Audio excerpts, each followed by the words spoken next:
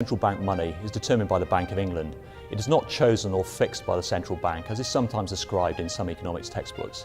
It is sometimes overlooked as the main way in which money is created.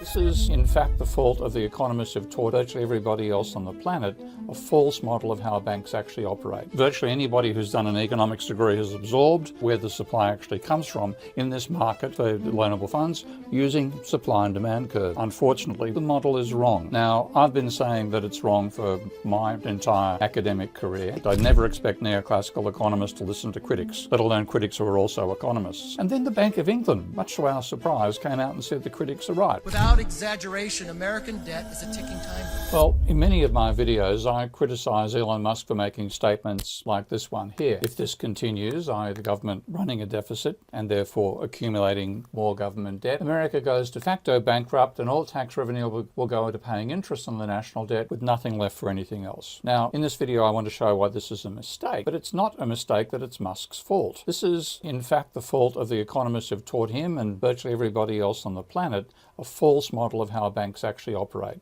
So I'm going to start from comparing two models here, both developed in my Ravel software. And in the top one, we have the situation that is taught by the textbooks, and in the bottom is the situation that I say actually applies in the real world. Let's watch them two running at the same time. Now you can see in the top one, GDP flatlines, there's no change in GDP over time. There's a rising level of government debt to GDP, and in fact that's rising exponentially. The debt of firms to the economy is rising linearly, but there's this exponential rise in government debt.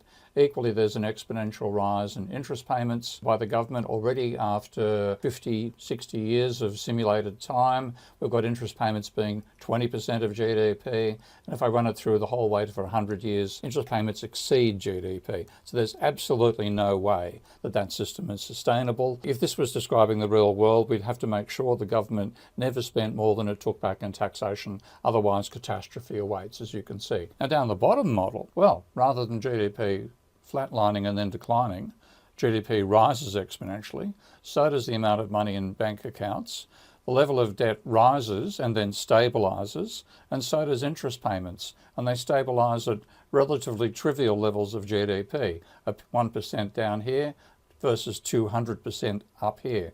So there's something very, very different between the two models. And what's that difference? In the top one, I'm running a model that's based on what economics textbooks teach everybody is how banks actually operate. And the crisis that they fear occurs in that model, even with a tiny deficit. Now, what's the difference? Well, the top one is based on the model called loanable funds. And now let's take a look at a couple of economists explaining this model. Like this one makes a video to explain how the real world works according to economic theory to unsuspecting punters in the real world. So here we go, because we have the market for loanable funds, and there must be supply and demand curves. Now, since the loanable funds market is a market, you already know it's going to have a demand and a supply curve. So let's listen to another typical economist explaining where the supply actually comes from in this market for loanable funds using supply and demand curves. Yeah, really important. There's more to the supply than just individual savers. The supply of loanable funds is made up of private savings. That's savings by you and me, but there's also public savings. That's the money that the government has left over after paying for all its expenses. So the supply curve is made up of both private savings and public savings. And that brings us to the question that you're most likely to see on your exam. Show what happens on the loanable funds market when the government increases deficit spending. I'll give you a few seconds to figure it out. And he gives you those few seconds and then he goes on to his conclusion. There's two ways he makes a conclusion. One is that there's an increase in demand with no change in supply, but the one that he says is more realistic is that there's a fall in supply caused by the government borrowing money that would otherwise be lent by households to firms. If this video whetted your appetite for an approach to economics that is grounded in reality, rather than the fantasy assumptions that mainstream economists call simplifying assumptions, then consider signing up for my 7-week Ravel Economist Challenge. In just 7 weeks, I'll teach you what I've learnt in my 50 years of fighting for realism over delusion in economics. You'll also get a copy of my proprietary software, Ravel. I call Ravel the monetary telescope. Once you've seen the economy through Ravel, you'll never think in terms of static supply and demand diagrams again.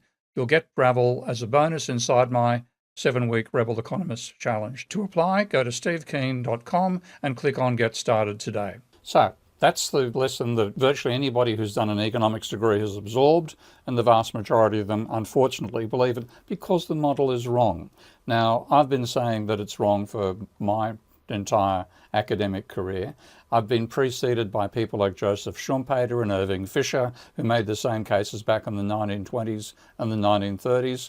People like Basil Moore, who made it in the 1970s, and we've been ignored. And that's what I expect. I never expect neoclassical economists to listen to critics, let alone critics who are also economists. And then the Bank of England, much to our surprise, came out and said the critics are right.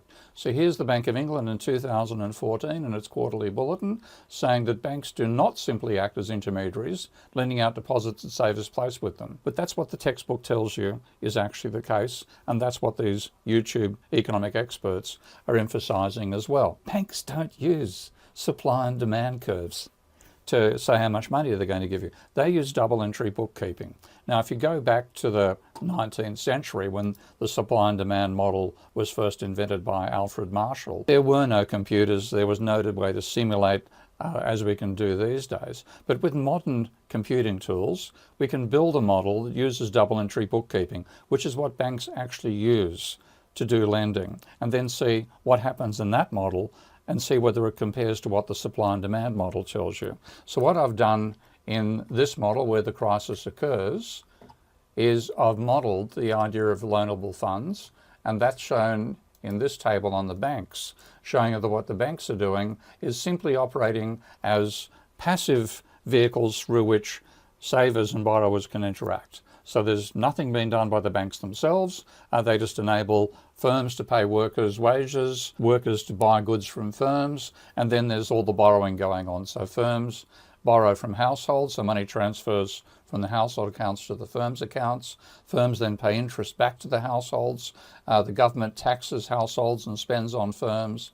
And then, because it's required to by law, the government issues bonds that are equal to the deficit, if it runs a deficit, plus interest on existing bonds. Those are all those transfers there. And the only way the bank really can make money in this system is that they've got to be charging a fee, an intermediation fee, for introducing savers to borrowers. So I've modelled that households pay a fee to the banks proportional to the amount of interest that they're being paid by both the firms and the government, and then the banks spend back on the private sector buying stuff from firms. So put that model together and you'll notice one thing which is missing. All the financial flows turn up in this model, but there's no sign of the debt.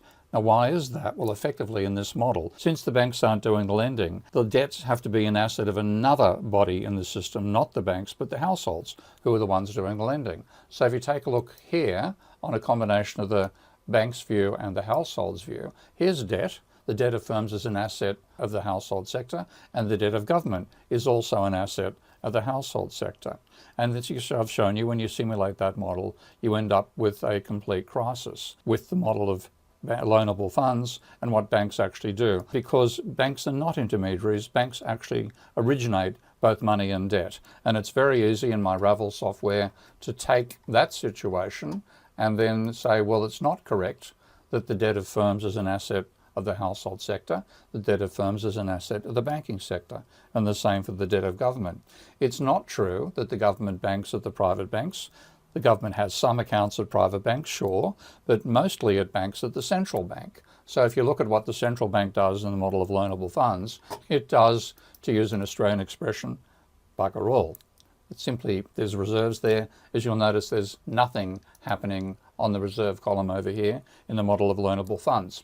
So there's no role for the central bank. What I've done in the bottom model is I said, well, it's not true that households are doing the lending, banks are. So the debt of firms and the debt of the government both turn up of assets of the banking sector, and the households are just basically paying taxes, consuming, and being paid wages. Far less dominant role than they have in the model of loanable funds.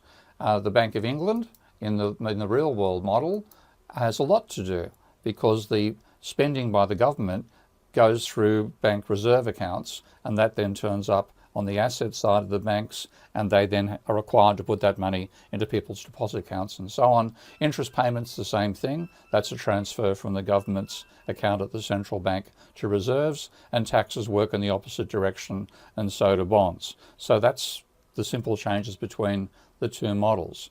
Now, once I've done that, we can now simulate this model, and what we find, as I showed earlier, is there's no crisis. There's what happens in the real world model. That's what happens in the textbook model. Now, the textbook model is simply structurally wrong. And it's wrong in multiple ways. So one is, as you saw from that ACDC Economist I showed earlier, is that a surplus actually increases savings in their model, whereas a deficit reduces it. So when you do the double entry bookkeeping, that conclusion is completely reversed. The deficit actually creates money by putting more money into people's bank accounts than it takes out in taxation. So rather than the supply of loanable funds falling because of the government running a deficit, the supply of money increases because the government runs a deficit. That's how complete this transformation is. Now, I know if you've been fed a diet of supply and demand diagrams in your economic education, then it's very, very hard to accept this real world version of what actually happens, which gives you the opposite conclusions to what textbooks have taught you.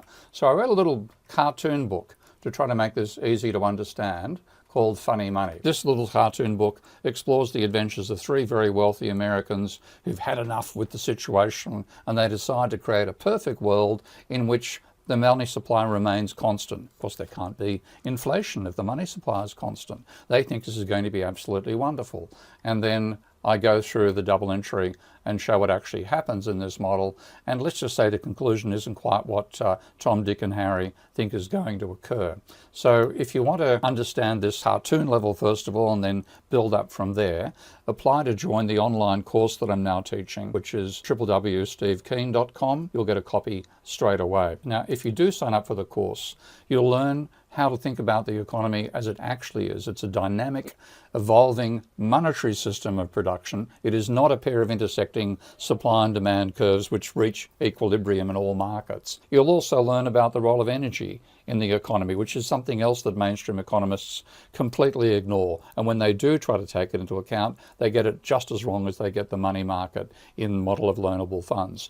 You'll learn how firms actually set prices, and that also has nothing to do with intersecting supply and demand curves. And you'll get a copy of Ravel, which is the software with which I built these models, so you can build the systems yourself and see how they function. Now, we have the tools today to break away from the crib, the totally false supply and demand model that was invented in the 19th century and should never have left the 19th century. So join me in the 21st century and you'll join a lovely bunch of people who've already signed up for the course here.